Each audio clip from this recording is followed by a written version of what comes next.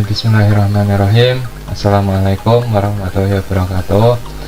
Di sini saya Ferry Budiartanto dengan NIM 2018-53059 akan menjelaskan perancangan sistem yang saya buat untuk memenuhi tugas akhir dari proyek pengembangan sistem informasi.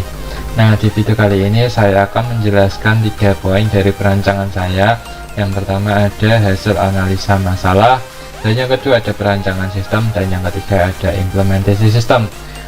Sebelumnya kemarin karena saya lolos pendanaan jadi tidak PKL, nah saya mengangkat judul dari PKM saya, yaitu sistem penjualan berbasis web, dimana kemarin saya membuat PKMK kewirausahaan, jadi saya meneruskan dari PKM saya. Nah, oke, langsung saja kita menuju ke permasalahan yang pertama. Poin pertama yaitu analisa masalah. Nah, analisa masalah di sini karena kemarin saya membuat website penjualan, ya, sistem informasi penjualan produk fashion berbasis website atau disingkat Fashion Plus. Nah, ini saya menemukan ada 3 masalah. Ada 3 masalah yang terjadi. Yang pertama ada pemesanan produk fashion bagi konsumen yang membeli secara grosir itu menggunakan aplikasi WhatsApp yang membuat data pemesan dan konsumen yang diterima oleh admin itu bertambah dan mengakibatkan penumpukan data. Nah, jadi admin kesulitan untuk mendata. Dan yang kedua ada proses penyimpanan dan pengelolaan data konsumen dan pesanan menggunakan aplikasi WhatsApp tidak efektif. Nah, merujuk ke poin pertama, itu bisa jadi karena penumpukan data atau banyak sekali data-data yang sama diulang kembali. Nah, yang ketiga ada update persediaan stok barang. Nah, dimana konsumen yang ingin memesan produk fashion secara grosir itu harus menghubungi admin terlebih dahulu untuk menanyakan ketersediaan stok yang ada. Nah, ini ada apa itu subset masalah yang terjadi. Ini analisis sistem yang dapat mengidentifikasi kemungkinan penyebab terjadinya masalah-masalah ini. Ini ada 3. Ini ada 3. Ini ketika menggunakan WhatsApp itu tidak adanya form pemesanan. Nah, yang kedua pengisian data konsumen itu kurang efektif juga. Ini oke, semacam ini jadi permasalahan yang terjadi di PKM saya. Setelah itu poin yang kedua adalah perancangan sistem. Perancangan sistem ini untuk memenuhi tugas menteri ketiga, ya. Jadi ini saya membuat perancangan berorientasi proses dan perancangan berorientasi objek. Nah, dimana sistem yang saya buat itu sudah, ya, katakan sudah memenuhi perancangan sistem yang saya buat. Ini ada business use case dimana aktornya ada 2, admin dan konsumen. Nah, ini gambarnya. Ketika admin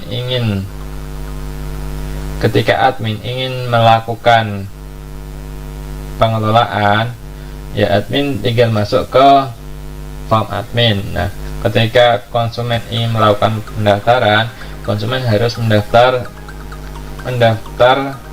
identitas konsumen terlebih dahulu di website dan melakukan registrasi. Setelah itu konsumen bisa memilih barang, setelah itu konsumen bisa request barang, check out barang, setelah itu konsumen bisa membayar dan admin akan menverifikasi pembayaran tersebut. Nah, setelah itu admin bisa mencetak laporan penjualan. Nah, skenarionya ini setiap case sudah saya kasih skenarionya, dimana yang pertama ada pendaftaran. Ketika kelola user ada yang salah, masukkan username dan password dengan solusinya ini masukkan username dan password dengan benar. Nah, seperti ini. Ini ada verifikasi pendaftaran, ada pilih barang juga, ada kelola barang, ada request barang, ada gas pembayaran. ada verifikasi pembayaran juga. Nah, ada laporan penjualan. Setelah itu ada kelas diagram. Nah, ini ada kelas diagramnya juga. Setelah itu ada sequence, dimana yang pertama ada sequence diagram pendaftaran, dimana customer harus melakukan pendaftaran terlebih dahulu sebelum memilih produk atau cetak produk. Setelah itu ada diagram transaksi, dimana customer ketika transaksi bisa melakukan transaksi di website.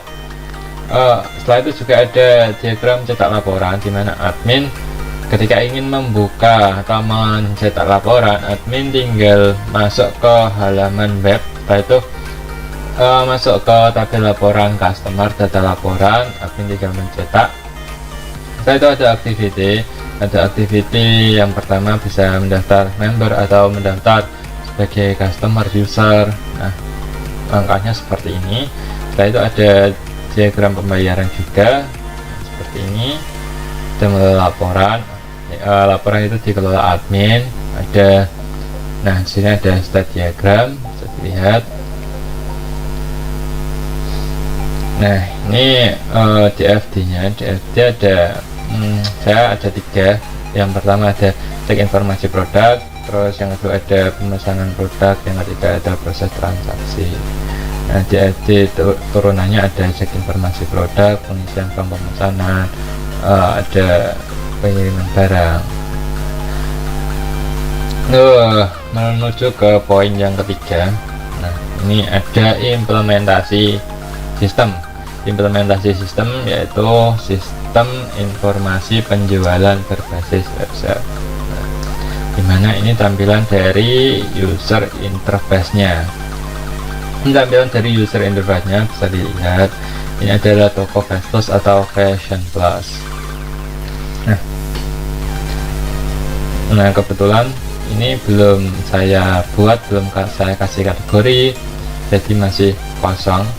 Nah, ketika kita ingin memberikan kategori atau memberikan menu-menu produk, jenis-jenis produk yang kita buat, kita tinggal login masuk ke data admin, dimana adminnya sudah saya buat, yaitu namanya Ferry, username-nya Ferry, passwordnya Ferry. Kita login pakai username Ferry dengan password Ferry. Nah, tampilan dari admin, halaman admin itu seperti ini. Ada home, kategori, ada produk, customer, laporan, ada cetak laporan. Nah, cetak laporan ini belum karena data tidak ditemukan. Nah, setelah itu ada kategori, dimana yang pertama kita buat baju batik. Nah, kita tinggal simpan. Setelah itu ada dompet batik. Nah, yang ketiga ada tas batik. Nah, mungkin tiket dulu. Setelah itu kita tambahkan produknya. Nah, setelah itu kita klik baju merah. Dari produknya BBM1, harga produknya 80.000, stoknya 20. Nah, data produknya akan muncul seperti ini. Lalu kita tambahkan lagi baju batik, nama produknya baju batik biru.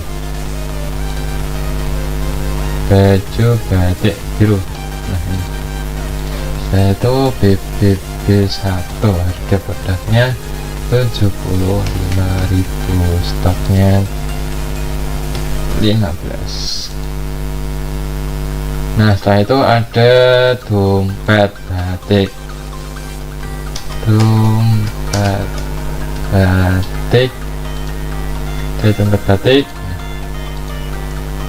Dompet batik coklat.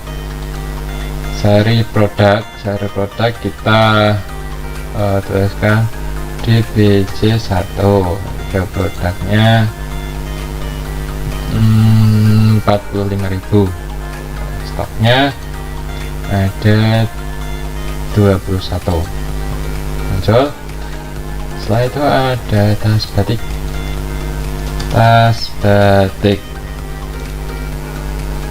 tas batik, atau kita ketikkan saja tas batik coklat. Seri produk DBJ 1, harga produk 55.000. Setelah itu stok produk kita masukkan 32. Kebetulan data customer ini sudah saya tambahkan 2. Jadi ini nanti login saja. Kalau ingin menghapus data customer ini bisa lewat ini, bisa lewat admin. Laporan belum ada, setelah itu kita keluar. Nah, ini sudah keluar. Setelah itu kita coba masuk ke kategori dimana baju batik, munculnya baju batik semua. Setelah itu kita masuk dompet batik, munculnya dompet batik semua. Nah, tas batik juga begitu. Setelah itu kita tinggal login, username-nya A, passwordnya A. Oke, seperti ini. Ketika ingin memilih dompet batik, nah seperti ini, view detail. Nah, kita ingin berbelanja 2, kita klik beli. Nah, setelah ini kita tambahkan lagi. Oke, jadi totalnya ini ya 170.000. Kita coba check out. Ini kita masukkan nama penerima Ferry, alamat Kudus, nomor HP 09. Oke, selesai. Nah, ya, selanjutnya Anda harus mengirimkan uang yang tertera. Jadi dompet batik harganya 90.000, karena memesannya 2, harga satuannya 45.000 sekali 2 90.000. Nah, itu pesan baju batik merah ada harganya 80.000, jadi totalnya 170.000. Ongkos kirimnya 20.000, jadi total yang harus dibayar 190.000. Untuk klik selesai. Nah, setelah itu kita konfirmasi. Sudah. Setelah itu Anda sudah konfirmasi, Anda dapat melakukan pembelian lagi setelah permintaan konfirmasi Anda dikonfirmasi oleh admin. Jadi setelah itu ketika ingin pesanan kita dikonfirmasi, maka kita harus menghubungi admin atau admin mengecek laporan. Kita masuk ke admin.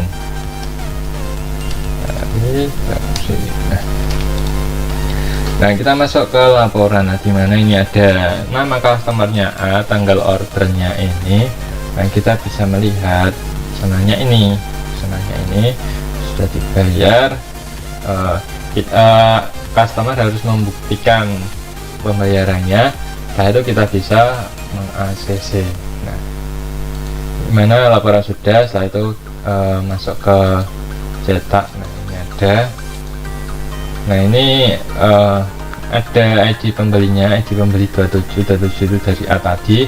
Nah, ID produknya ada 38 dan 36, itu tadi yang dibeli. Ada dompet dan ada baju batik.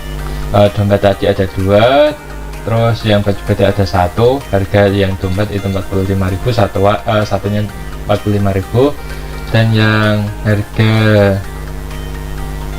tadi, harga baju itu, harga baju batik yang merah itu satunya 80.000. Ya. Nah, setelah itu kita kembali, kita masuk lagi ke A. Nah, masuk lagi. Nah, sudah terkonfirmasi, panjangnya kosong. Nah, sudah bisa, A ini sudah bisa melakukan pembelian lagi. Nah, ketika kalian belum memiliki akun, bisa mendaftar terlebih dahulu. Bisa mendaftar, kita klik daftar, dan nama, username, password. Ketika login, ketika menuju beranda, ketika ingin membeli, nah seperti ini, klik 2, misal pembelian 2, beli. Nah, Anda harus melakukan login terlebih dahulu sebelum melakukan pemesanan. Nah, kita disuruh login dulu. Nah, jadi saya rasa web ini sudah perancangannya sudah cukup bagus, karena ketika ingin melakukan pembelian maka harus registrasi terlebih dahulu. Ketika belum registrasi ketika belum mendapatkan username, mendapatkan akun, bisa registrasi terlebih dahulu. Setelah itu customer harus membayar tagihan pembayarannya terlebih dahulu sebelum barang dikirim. Nah, setelah itu admin mengecek apakah sudah tagihan itu sudah masuk dikirim atau belum. Nah, setelah selesai itu admin bisa meng-ACC dari pembelian tersebut. Oke, mungkin cukup sekian dari penyampaian implementasi sistem yang saya buat. Untuk itu apabila ada kekurangan mohon maaf. Assalamualaikum warahmatullahi wabarakatuh.